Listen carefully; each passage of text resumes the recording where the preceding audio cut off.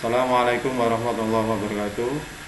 Anak-anak sekalian, selamat bertemu kembali dengan pelajaran ekonomi akuntansi dengan pokok bahasan persamaan dasar akuntansi. Pada pokok bahasan ini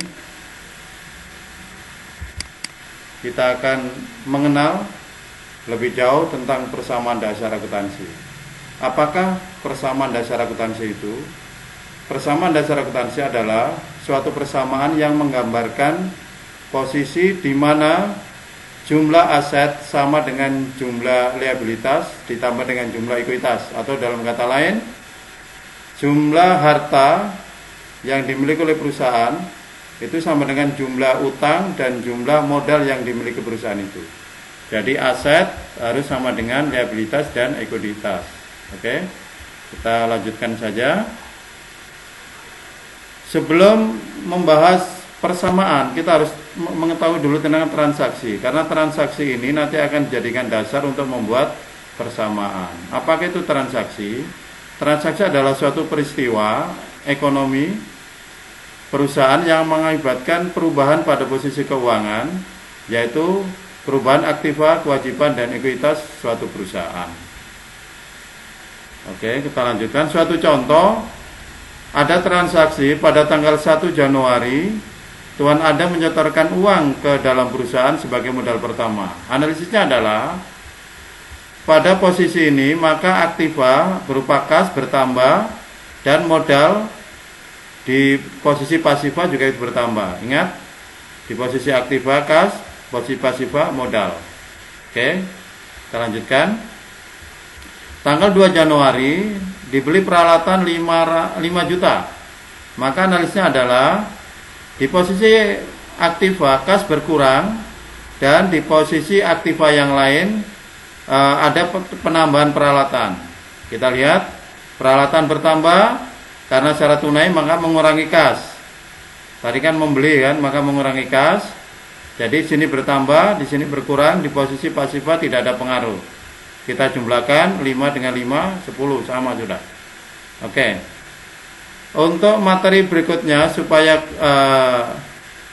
kita lebih cepat untuk mengenal ini, maka kita langsung saja mencoba transaksi, ya. Transaksi ini kita coba. Dalam soal evaluasi ini, kita langsung saja kerjakan.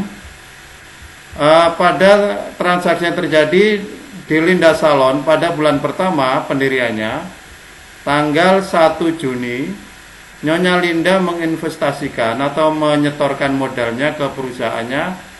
Nyonya Linda ini menyetorkan 5 juta. Maka transaksinya adalah, analisnya adalah di posisi aktiva kas 5 juta tanggal 1, ingat. Kemudian posisi pasifa modal 5 juta. Oke, langsung tanggal 2. Tanggal berikutnya, tanggal 5. Membeli perlengkapan 500.000 secara tunai, berarti mengurangi kas nanti analisis kita. Karena membeli secara tunai maka kas berkurang. Kas berkurang ada tanda kurung. Kemudian perlengkapan bertambah di posisi aktiva juga. Ya, karena membeli perlengkapan maka perlengkapan bertambah, karena secara tunai maka kas berkurang. Di pasifa tidak ada pengaruhnya. Kita jumlahkan ke bawah. Ini sudah seimbang. Kita lanjutkan tanggal 10. Tanggal 10 membeli peralatan 500.000 dengan uang muka 250. Oke, analisisnya adalah karena membeli peralatan maka peralatan ikut bertambah. Dari penambahan 500.000 ini tidak semua dibayar tunai karena ada uang muka. Hanya uang muka 250 dia bayarkan. Sisanya adalah utang di posisi pasifa, ya. Jadi ini sudah kita jumlahkan seimbang, itu analisisnya, ya, seimbang, posisi aktiva dan bersama seimbang. Tanggal 14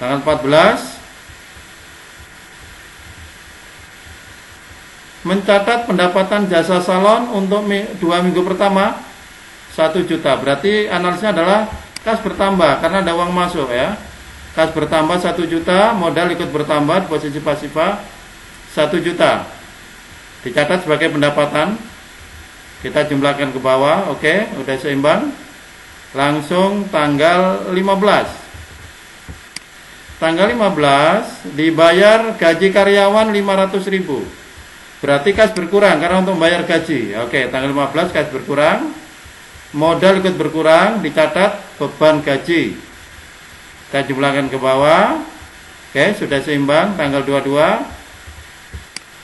Tanggal 22 mencatat jasa salon pada langganan 200.000 dan akan dibayar bulan depan. Artinya apa? Langganan ini selesai menggunakan jasa salon tapi belum dibayar. Yang akan dibayar bulan depan. Berarti namanya piutang. Kalau piutang itu tagihan kepada langganan, sedangkan utang kita yang punya hutang. Kalau piutang orang lain punya hutang dengan kita. Atau tagihan kepada perusahaan, kepada langganan, maaf. Maka analisnya adalah seperti ini. Oke. Piutang bertambah 200 karena ini belum uang masuk, maka kas masih kosong. Oke, modal ikut bertambah dan dicatat sebagai pendapatan. Kenapa? Piutang ini sudah pendapatan anak-anak tapi belum diterima uang, masih berupa tagihan. Makanya dicatat pendapatan. Kita jumlahkan ke bawah semua.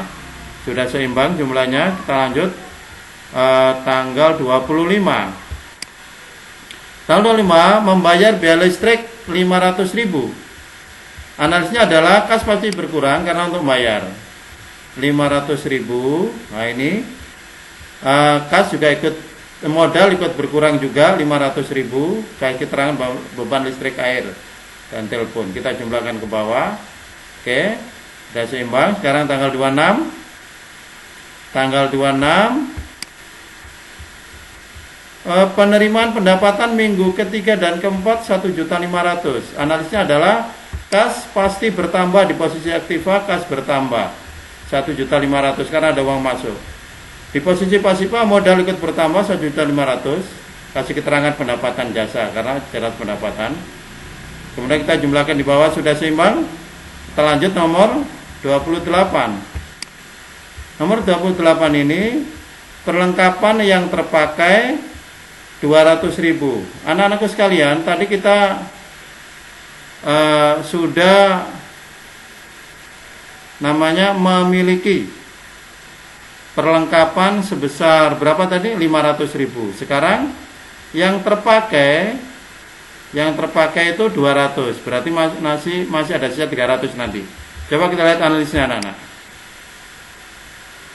Analisisnya. Oke. Nah, ini perlengkapan asal 500 kita kurangi 200.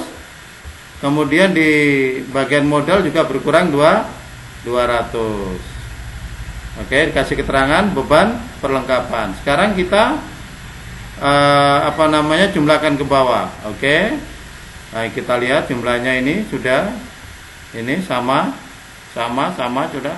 Ini kita kurangkan sama, kita jumlahkan pasifa dan aktifnya pasti seimbang. Yang terakhir tanggal 30. Pada tanggal 30 ini, anak-anakku sekalian, pada tanggal 30 ini Nyonya Linda mengambil uang untuk keperluan pribadi 500.000 atau prefer. Analisnya adalah kas pasti berkurang karena untuk keperluan tadi diambil 500.000. Nah, modal ikut berkurang 500.000, kasih keterangan prefer.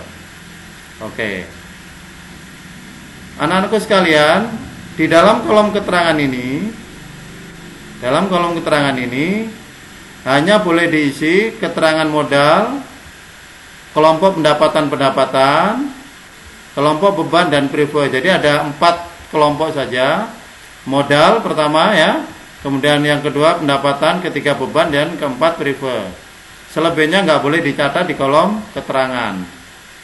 Yang boleh keterangan hanya 4 macam itu saja anak-anakku sekalian. Nah, ini kita jumlahkan. Nah, ini. Jadi 5.250, kemudian 200.000 piutangnya, perlengkapannya sisa 300.000, peralatannya masih 500.000, utangnya masih 250.000 karena belum ada pembayaran, modal menjadi 6 juta karena 6,5 juta dikurang 500 prefer tadi, jadi tinggal 6 juta. Anak-anakku sekalian, untuk membuktikan bahwa pekerjaan kita ini benar, maka dalam persamaan dasar akuntansi ini harus kita imbangkan tadi, aktiva dan pasifa harus seimbang. Sekarang aktivanya kita jumlah 5.250.000 ditambah 200.000 ditambah 300.000 ditambah 500.000, total 6.250.000. Sedangkan di pasifa utangnya 250.000 ditambah dengan modal 6 juta, maka totalnya 6.250.000. Jadi seimbang. Oke. Untuk materi berikutnya anak-anakku sekalian, dalam persamaan dasar akuntansi ini juga bisa kita buat sebagai laporan keuangan. Ini data penting untuk membuat laporan keuangan. Oleh karena itu pada kesempatan ini kita langsung saja praktek untuk membuat laporan keuangan. Oke. Anak-anak, laporan keuangan itu ada 3 macam. Yang pertama kita buat laporan neraca. Oke, kolomnya. Yang kedua laporan laba rugi, dan yang ketiga laporan perubahan modal. Sebenarnya yang urutan utama itu yang pertama adalah laporan laba rugi dulu, baru kita bisa membuat laporan perubahan modal, dan terakhir adalah neraca. Oke, kita praktekkan anak-anak supaya lebih cepat. Hasil ini tadi kita praktekkan. Yang pertama kita akan buat laporan laba rugi. Oke, kita lihat laporan laba rugi anak-anak. Laporan laba rugi ini adalah menghitung berapa pendapatan dan berapa beban untuk mengetahui laba atau rugi suatu usaha. Jadi pendapatannya itu total berapa, bebannya total berapa, kita jumlahkan, baru kita kurangkan, sehingga kita ketahui labanya. Kita lihat sekarang dalam hasil yang kita kerjakan tadi, dalam persamaannya ada pendapatan 1 juta, ada pendapatan 200.000, ada pendapatan 1.500.000, dan ada 3 macam itu. Kemudian dikurangi dengan beban-bebannya, ada 1 beban gaji 500, beban listrik, dan beban perlengkapan 200.000. Kita sekarang lihat di sini hasilnya. Oke, pendapatannya kita masukkan total sudah 2.700.000. Bebannya juga kita jumlahkan, ada 500 dan 200, 1.200.000 kita jumlahkan, kita kurangkan, jadi laba ruginya adalah 1.500.000. Yang kedua laporan perubahan modal. Oke. Laporan perubahan modal ini untuk mengetahui tingkat perubahan modal setelah terjadi usaha. Anak-anakku sekalian, modal awal perusahaan kita tadi adalah 5 juta. Kita lihat di sini. Nah, ini modal awal 5 juta, oke? Setelah itu terjadi laba. Ada laba tadi 1.500.000. Kita lihat dalam laporan perubahan modal. Laporan laba rugi 1.500.000 kita masukkan. Jadi ini 500.000, kemudian ada preval 500. Di sini ada preval 500 anak-anak. Preval 500, oke. Jadi kita kurangkan preval, jadi penambahan modalnya hanya 1 juta. Karena 1.500.000 dikurangi dengan 500.000, 5 juta kurang 1 juta, ya. Jadi modal akhirnya menjadi 6 juta, ada penambahan 1 juta. Yang terakhir kita akan buat laporan neraca. Laporan neraca itu membandingkan antara aktiva dan pasifa. Pada kolom aktiva, kita lihat anak-anak di kolom aktiva, itu isinya adalah kas, piutang, perlengkapan, dan peralatan. Ini jumlah-jumlahnya ya. Oke, sedangkan di kolom pasifa hanya 2, utang dan modal. Ini jumlahnya. Oke, sekarang kita masukkan di sini. Maka dalam laporan neraca ini kita jumlahkan 6.250.000 dan di pasifanya 6.250.000. Inilah anak-anakku sekalian, materi kita tentang persamaan dasar akuntansi sekaligus pembuatan laporan keuangan. Untuk tugasnya anak-anak, ini ada tugas. Nanti tolong tugas ini dikerjakan dan dikirim lewat WA grup ekonomi ya. Saya kasih waktu sampai minggu depan. Ya, waktunya paling akhir adalah minggu depan ya, sebelum kita masuk materi baru. Jadi setelah persamaan dasar ini kita langsung siklus akuntansi anak-anak ya. Jadi ini dulu anak-anakku sekalian, materi yang dapat kami sampaikan, dan kita akan ketemu pada materi berikutnya. Dan saya akhiri, assalamualaikum warahmatullahi wabarakatuh.